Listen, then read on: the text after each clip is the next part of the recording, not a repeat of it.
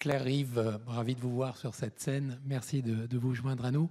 Alors, Engie est, sur les dernières années, une grande histoire de transformation graduelle, impulsée par la transition énergétique, plus de renouvelables, une évolution du portefeuille, mais finalement une transformation assez graduelle. Et dans cet environnement-là, finalement, quel est le fait générateur pour se mettre à s'intéresser si fort à la data ?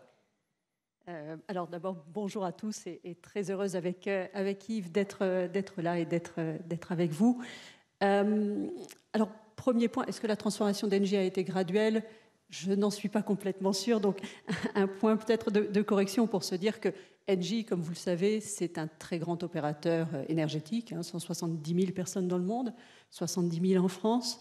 Et dans le secteur énergétique, et on reviendra sur les sujets de la transition énergétique qui sont évidemment cruciaux en lien avec la data, dans ce secteur, on n'a pas le choix. Il faut bouger très vite. Et donc, Engie est une entreprise qui a fait ce virage, qui est une entreprise génétiquement gazière. Engie, c'est la fusion de GDF et Suez, et qui est devenue une entreprise qui est, par exemple, le numéro 1 en France de développement de renouvelables. Donc, la transformation est très forte dans ce secteur. Elle continue, et effectivement, elle continue pour s'aligner pleinement à la transition énergétique qui est au cœur de la raison d'être du groupe. Alors, en termes de data, pour une entreprise comme la nôtre, j'allais dire comme pour beaucoup d'entreprises, on avait de la data et on en a depuis très longtemps. Quand on est fournisseur d'énergie pour des clients, fournisseur de services, une des règles de base dans toutes les activités, c'est de connaître son client, d'avoir des données sur lui, d'être en capacité de développer des offres pertinentes. Ce qui a changé ces dernières années, c'est la capacité à collecter la data, donc le nombre de data, l'abondance des data, c'est la première chose, la capacité à les stocker, et puis aussi la capacité à développer de l'intelligence artificielle, des traitements numériques de plus en plus sophistiqués. Donc on est passé d'un monde où on avait de la data et on l'utilisait ponctuellement ça et là, à une conception de l'entreprise qui est beaucoup plus data-driven. Alors, pour une entreprise donc, qui est au cœur de la transition énergétique, pourquoi on a besoin d'être data-driven ? Pour plusieurs raisons. La première, c'est que qui dit transition énergétique dit globalement baisse de la consommation d'énergie, et ça peut paraître paradoxal qu'un énergéticien vous dise ça, baisse de la consommation d'énergie de l'ordre de 30 à 40%. Ça nécessite d'optimiser les usages de l'énergie, et c'est une partie des métiers d'Engie, d'apporter des services aux entreprises, aux collectivités pour optimiser leurs usages. On voit bien que derrière cette optimisation des usages, cette baisse de conso, il y a forcément une connaissance très fine de ces usages et de comment les réduire. Et puis, le monde de l'énergie est un monde dans lequel vous avez de la demande et vous avez de l'offre, vous devez les faire coïncider. Et une des caractéristiques de l'offre d'énergie, de plus en plus avec le développement des énergies vertes, c'est que pour une part de ces énergies vertes, elles sont intermittentes. C'est le cas de l'énergie éolienne, c'est le cas de l'énergie solaire, c'est moins le cas des gaz verts, qui de ce point de vue-là sont un bon complément, mais nous avons une offre d'énergie avec des sources qui sont parfois intermittentes et des besoins des clients qui ne matchent pas forcément cette intermittence. Et un des grands défis collectifs que nous avons pour la transition énergétique, c'est à la fois la baisse des usages et le verdissement des énergies qui nécessitent une connaissance fine par la data de l'offre, de la demande et de comment faire coïncider les deux au mieux. Et puis, dernier point, pour une entreprise comme la nôtre, mais c'est vrai pour toutes les entreprises, la data, c'est aussi un facteur de performance opérationnelle. Et on pourra revenir sur quelques exemples, mais qu'il s'agisse d'entretien à distance d'équipements ou qu'il s'agisse de performance de nos éoliennes, ce sont des sujets qui se traitent par la data. D'ailleurs, on peut peut-être regarder, pour l'illustrer, une petite vidéo qui montrera à quel point, justement, vous vous servez de la data pour traiter ces questions d'intermittence et donc, quelque part, apporter aussi de l'eau au moulin de Stéphane Richard tout à l'heure et dire, finalement, la data, elle nous aide à maîtriser la consommation et à mieux insérer les énergies renouvelables dans le dispositif énergétique.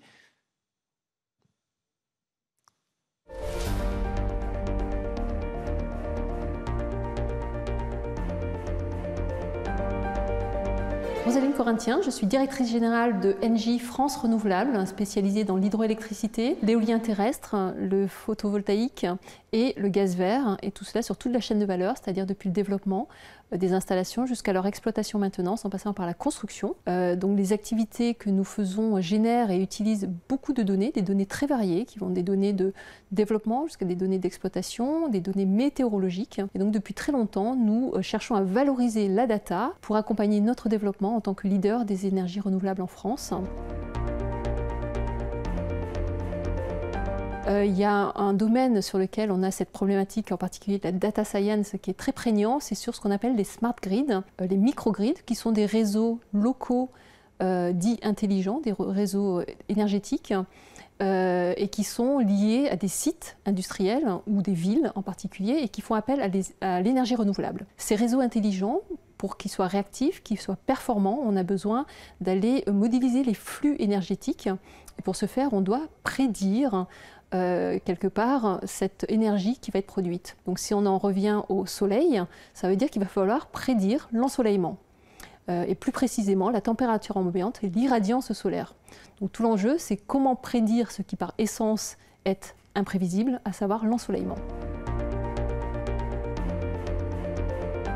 Donc là, on est face véritablement à un enjeu de data science, puisqu'on va aller chercher des données déjà diverses et variées, donc sur site, à travers des capteurs. On va aller chercher des données également météorologiques, mais on va aussi aller chercher des données en open data sur le site de Météosat, des données d'images satellitaires. Et on va avoir une innovation d'un algorithme mathématique qui va aller chercher une combinaison de l'ensemble de ces données pour pouvoir en retirer une modélisation qui est robuste. Et donc cet exercice a fait l'objet d'une thèse avec le CNRS. Cette capacité d'aller chercher cet algorithme mathématique, eh bien, ça nous a permis d'avoir des résultats qui sont très robustes, qui nous donnent une prévision qui est juste jusqu'à un horizon de plus de 2 heures. Et donc on a un pilote actuellement qui est en place, qui est à Rivesaltes, sur ce qu'on appelle des ombrières de parking.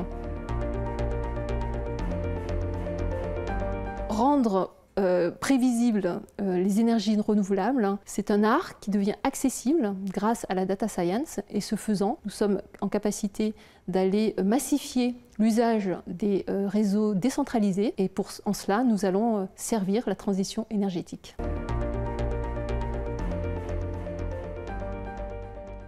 Très bien. Alors, outre être en profonde transformation, Engie, c'est aussi une entreprise qui a la caractéristique d'être très décentralisée. Et vous ne faites pas mystère que les projets data doivent être tirés par le business. Alors, comment est-ce que vous arrivez à conjuguer les deux, vous assurer qu'il y a suffisamment de traction, que les choses partent et se passent bien ? Alors vous avez raison, c'est tout l'art d'Yves et de Gérard, qui est dans son équipe, que de réussir cette alchimie, parce qu'effectivement, on a à la fois une très grande décentralisation et un besoin, comme toutes les entreprises, d'avoir des usages de la data qui collent aux besoins du business, et en même temps un besoin d'assurer des fonctions centrales. Dans ces fonctions centrales qu'on doit assurer, il y a évidemment le stockage, la collecte des data, la robustesse du système. On parlait de RGPD, on parlait de cybersécurité. Et puis aussi, on en reparlera peut-être, l'acculturation de l'ensemble de l'entreprise à ces enjeux de la data. Donc il y a effectivement des besoins de transversal, des besoins de local, et nous sommes très attachés à ce que les usages de la data viennent du local. Quelques exemples, peut-être pour entrer un peu dans le concret. Premier exemple en matière de capacité à piloter à distance des installations chez les clients, chaudières ou autres. On a donc un logiciel qui s'appelle Predity, qui s'est révélé absolument indispensable, a fortiori en période de crise sanitaire. Vous avez encore moins envie en période de crise sanitaire d'être obligé d'aller au contact des installations des clients. Il y a encore plus de valeur d'être capable de piloter, de prévenir les pannes à distance, et c'est ce que permet cet outil. Autre exemple, Rosaline parlait de performance en matière d'ENR, donc on le voit sur le solaire, ceci existe aussi sur les éoliennes. Et puis, pour des questions, j'allais dire toutes bêtes, comme où est-ce que vous allez installer vos éoliennes pour en maximiser l'efficacité et pour limiter l'empreinte au sol. Ce genre de questions est traité avec beaucoup de data.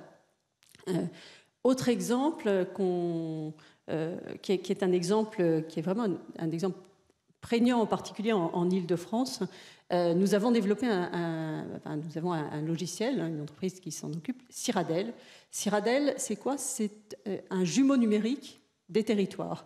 Et donc l'Île-de-France, en fait, fait l'objet de ce développement d'un jumeau numérique à partir de plus de 10 000 sources de données, publiques et privées, permet à des utilisateurs publics et privés, plus de 120 utilisateurs, de bénéficier d'un jumeau du territoire pour résoudre des questions comme comment on organise au mieux la mobilité dans un territoire comme l'Île-de-France, comment on s'assure que la ville n'est pas trop chaude, comment on organise des zones suffisamment fraîches face au réchauffement climatique.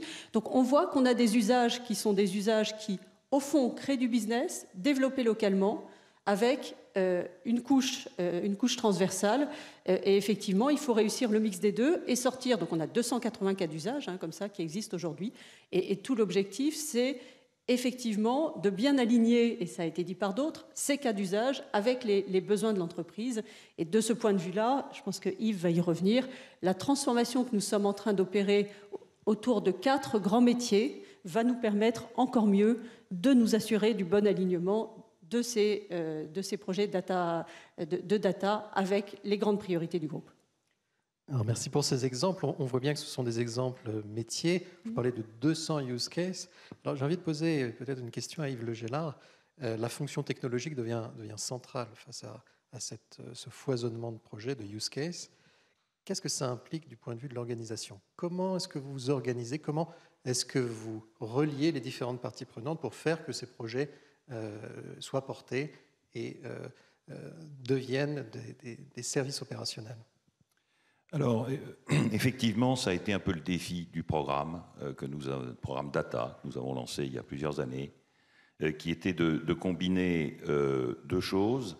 La nécessité d'être transversal, ça a été dit tout à l'heure, la data, au contraire d'un certain nombre d'autres technologies, est quelque chose qui permet de désiloter l'entreprise.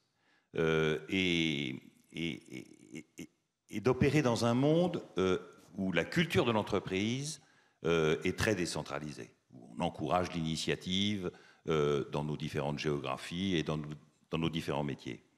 Donc, pour faire ça, l'organisation a pris plusieurs paris, et ces paris, je crois, ont été les bons. Le premier, c'est une équipe centrale très légère. Créer un bunker central avec des centaines d'ingénieurs est le meilleur moyen pour que l'organisation rejette le greffon. Bien. Donc une équipe centrale très légère. Un réseau de Chief Data Officer dans chacune des unités, pour faire en sorte qu'au plus près du terrain, la discussion s'engage avec le business. Un sponsorship très fort du comité exécutif et du board. Ça a été dit tout à l'heure, il y a de ça 5 ans, le sujet de la data n'était pas un sujet de direction générale.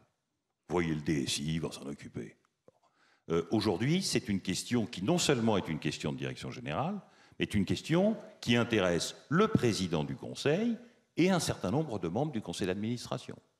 Donc on a changé d'époque, on a laissé l'époque d'époque derrière nous, et aujourd'hui, c'est une stratégie d'entreprise, et chez Engie, l'engagement et l'intérêt du conseil et de la direction générale n'est un mystère pour personne.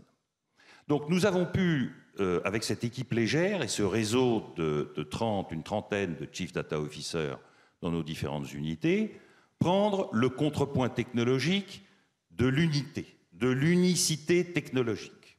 Et nous avons créé ce que nous appelons notre Common Data Hub, notre actif commun, et je dis volontiers et avec force que c'est un actif commun, Common Data Hub.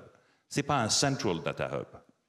Et il a fallu surmonter un certain nombre d'hésitations ou de rigidités culturelles, parce que à partir du moment où vous expliquez aux patrons des différentes unités que ce sont des entrepreneurs, qu'on les encourage, ils ont vite une notion assez territoriale de ce dont ils s'occupent. Quand vous expliquez que la data est une source de valeur, dans la mesure où ils sont tous responsables d'un compte de résultat, valeur égale compte de résultat égale c'est à moi et pas aux autres. Bien. Et donc nous avons pu, au fil de ces années, grâce à la proximité du réseau des CDO et grâce à l'engagement de la direction générale qui accorde beaucoup d'importance à ce sujet-là, réussir à surmonter cette territorialité de la donnée et pour arriver à une situation où aujourd'hui, on a une infrastructure unique, mondiale, partagée, qui ne fait plus question. Chacun a bien compris que c'était un bien commun et c'est là-dessus que nous construisons. Donc, très décentralisé sur le métier, les cas d'usage, avec une conviction forte sur un certain nombre de choix technologiques qui sont les nôtres et qui nous permettent précisément de passer à l'échelle et de ne pas avoir de problème au moment où l'entreprise qui est en train de se produire passe d'une organisation géographique à une organisation par métier. Alors justement, pour créer ce Common Data Hub, est-ce que vous accepteriez de partager un petit peu votre recette technologique, j'imagine, qui implique à un moment donné le cloud?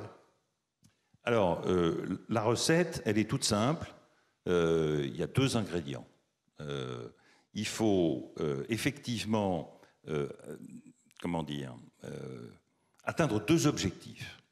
Industrialiser, les équipes d'Orange l'ont dit, et je le sais qu'un certain nombre de collègues qui vont nous suivre vont en parler aussi, mais il faut faire ça avec agilité. Et les 2 choses ne sont pas très faciles à conjuguer.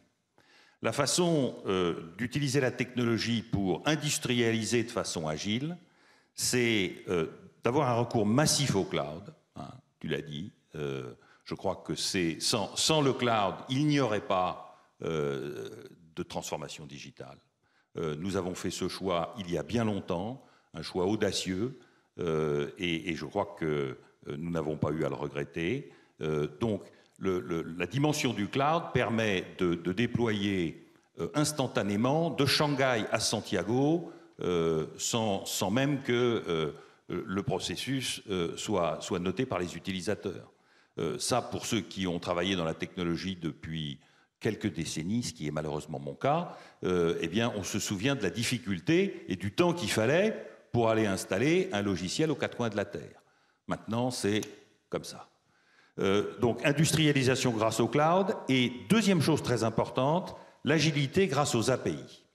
Le deuxième pilier du programme que nous avons construit avec Gérard Guinamant, le premier pilier étant ce Common Data Hub, le deuxième, c'est un recours massif et un encouragement massif à nos ingénieurs de recourir aux API.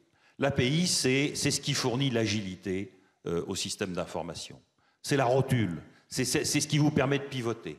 Aujourd'hui, alors que notre entreprise, avec notre nouvelle directrice générale, s'oriente résolument vers une organisation par métiers mondiaux, cette agilité qui permet de faire pivoter l'ensemble du système de 90 degrés est permise et est autorisée parce que nous avons dans le cloud un Common Data Hub et un jeu d'API qui nous permet de pouvoir pivoter dans une autre dimension.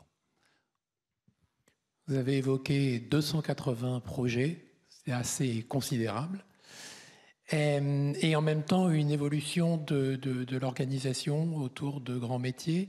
Comment est-ce que vous voyez la coexistence des deux, leur évolution, et le fait que, quand on entend 280, on ne peut pas s'empêcher de penser qu'une partie d'entre eux est probablement, je ne vais pas dire encore du POC, mais probablement assez petit, marginal.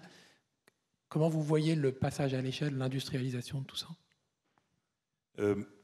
Je pense que là-dessus, nous pouvons nous baser sur l'expérience que nous avons eue dans le monde du logiciel. Il y a de ça 5 ans, nous avons créé NJ Digital et avant de lancer le programme Données, nous avions lancé un programme autour de logiciels métiers, de logiciels différenciants qui nous permettent de traiter de l'amélioration de la performance ou de la différenciation commerciale sur une offre. L'expérience que nous avons eue avec NJ Digital est exactement celle que nous nous apprêtons à avoir dans la donnée. Nous avons semé beaucoup et un certain nombre plusieurs dizaines d'idées ont été générées. Et au bout de 2 ans, nous avons fait le choix de nous concentrer sur 10 plateformes software mondiales, qui sont aujourd'hui l'actif principal d'Engie Digital et qui nous différencient dans nos grandes propositions commerciales. Mais on va faire la même chose sur la donnée. Les 280, au moment où nous pivotons et nous passons d'une organisation géographique à une organisation par métier, eh bien, dans chacun de ces métiers, un choix va être fait d'un nombre très réduit de programmes, et c'est autour de ça que nous allons construire le futur.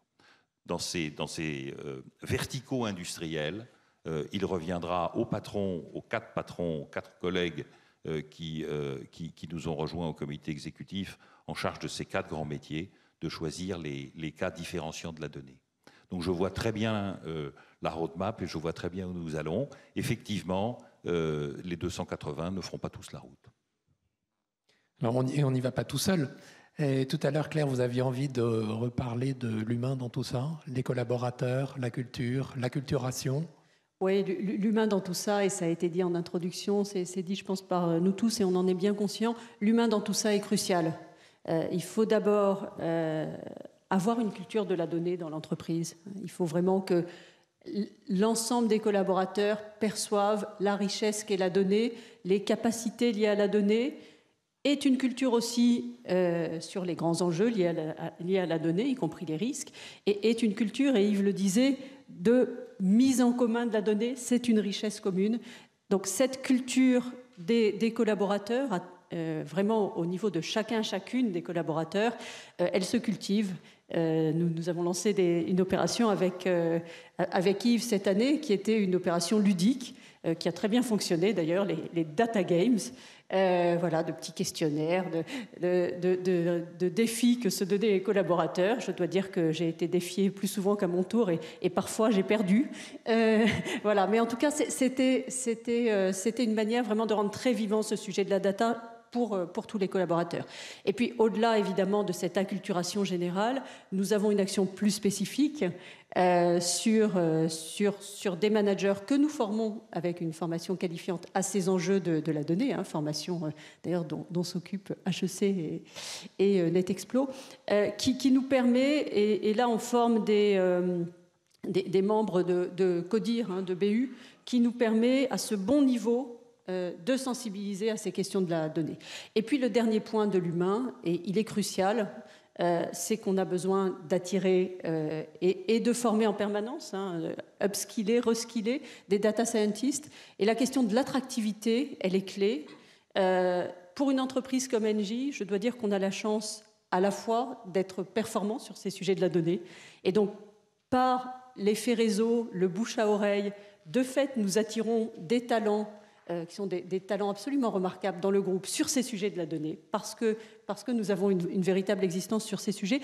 Et puis, l'autre aspect, qui est un aspect d'attractivité important pour nous, c'est que nous sommes très engagés dans la transition énergétique. Nous avons, entre 2012 et 2017, divisé par 2 notre empreinte carbone. Nous avons le même objectif d'ici 2030. Et ça, c'est un facteur d'attractivité extrêmement puissant pour les jeunes générations, pas seulement les jeunes d'ailleurs. On a vu dans cette période de réduction de l'empreinte carbone du groupe, on a vu le nombre de CV que nous recevons être multiplié par 3. Donc, dans l'humain, il y a pour une entreprise comme nous la capacité à attirer les meilleurs.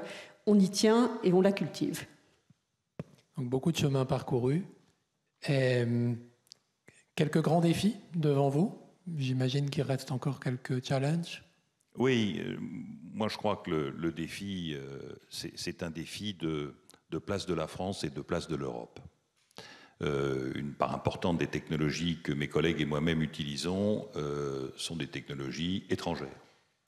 Et je voudrais saluer et accueillir évidemment avec beaucoup de soutien les initiatives prises par Monsieur le maire et par le commissaire Thierry Breton.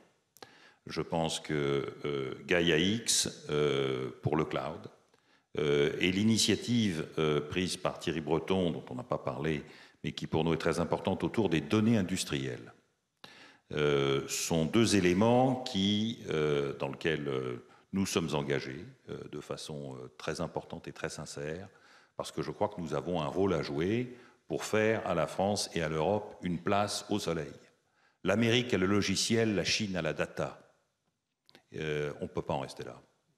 Et donc, nous allons nous engager sur les sujets énergétiques qui sont les nôtres dans un développement important, parce que je crois qu'on est au tout début de l'aventure. On est au tout début de l'aventure en matière de données industrielles. Et donc, je crois que l'univers de l'IoT est appelé à voir une quantité de données astronomiques être produite dans les toutes prochaines années. Et je pense qu'il n'y aura de transition énergétique réussie que si on est capable de travailler et d'accompagner ce mouvement. Donc j'accueille avec grand plaisir et Gaia-X et les programmes européens dans lesquels nous allons nous engager. Oui. Alors, peut-être avant de conclure, un deuxième cas de projet data justement appliqué aux énergies renouvelables avec le cas d'OptiNoise.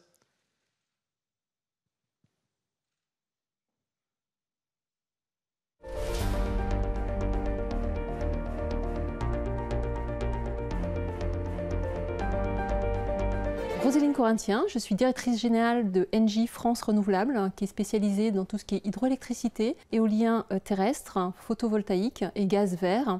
Cela sur toute la chaîne de la valeur, c'est-à-dire depuis le développement jusqu'à l'exploitation-maintenance en passant par la construction. On a des activités qui génèrent et qui utilisent beaucoup de données, et des données très variées, des données donc de développement, des données d'exploitation, mais également des données météorologiques. Et très tôt, on s'est intéressé à la façon de valoriser ces données pour accompagner notre développement en tant que leader des énergies renouvelables en France. Les éoliennes terrestres ont un impact sonore, elles font peu de bruit mais elles en font, et d'ailleurs elles sont encadrées d'un point de vue législatif sur la façon dont on impacte notre environnement auprès des riverains.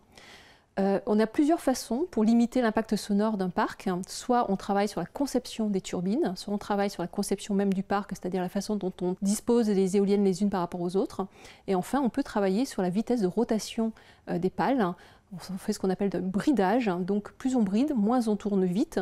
Moins on tourne vite, moins on fait de bruit. Mais la difficulté, c'est qu'on produit moins d'électricité. Donc tout l'enjeu, finalement, c'est de gérer le risque sonore tout en optimisant la production électrique et tout en respectant bien sûr la réglementation sonore. Nos experts, nos acousticiens ont deux difficultés par rapport à cela.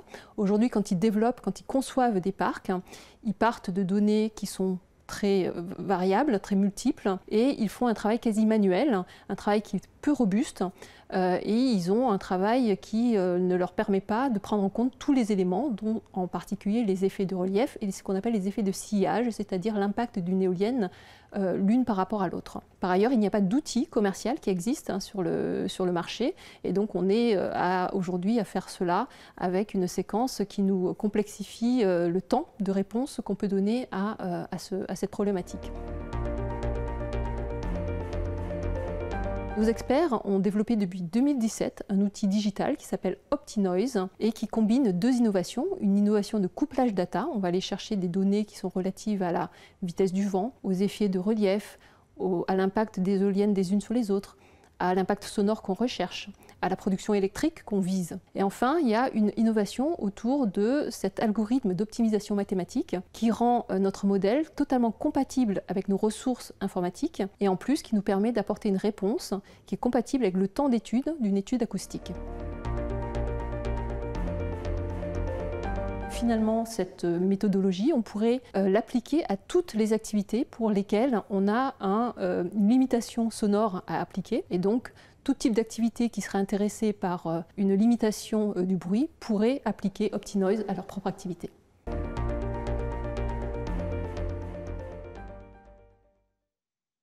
Le mot de la fin ? Le mot de la fin, c'est que la data, c'est important à trois niveaux. D'abord de l'entreprise. C'est un élément de performance, de différenciation. Ensuite, il y a des enjeux nationaux, Yves l'a dit, sujet de souveraineté. Et puis j'ajoute un troisième niveau, la planète. On en parle en filigrane depuis ce matin. Le grand défi qui nous est posé, c'est est-ce qu'on est capable, grâce à la data, de réussir la transition énergétique ? Il faut absolument rendre les deux compatibles. Ça veut dire une certaine frugalité, ça veut dire des énergies vertes, des data centers qui consomment moins et qui consomment plus vert. Et ça veut dire des usages qui permettent de contribuer à cette réduction de la consommation énergétique. Nous, c'est ce qu'on fait tous les jours chez Engie. On le fait dans des universités américaines, on le fait pour des collectivités locales en France. On est persuadé que ça marche et que c'est une très bonne manière de réconcilier la croissance et la performance écologique. Donc la data doit être au cœur de ce défi-là. Direction claire, merci. Merci Claire, merci Yves.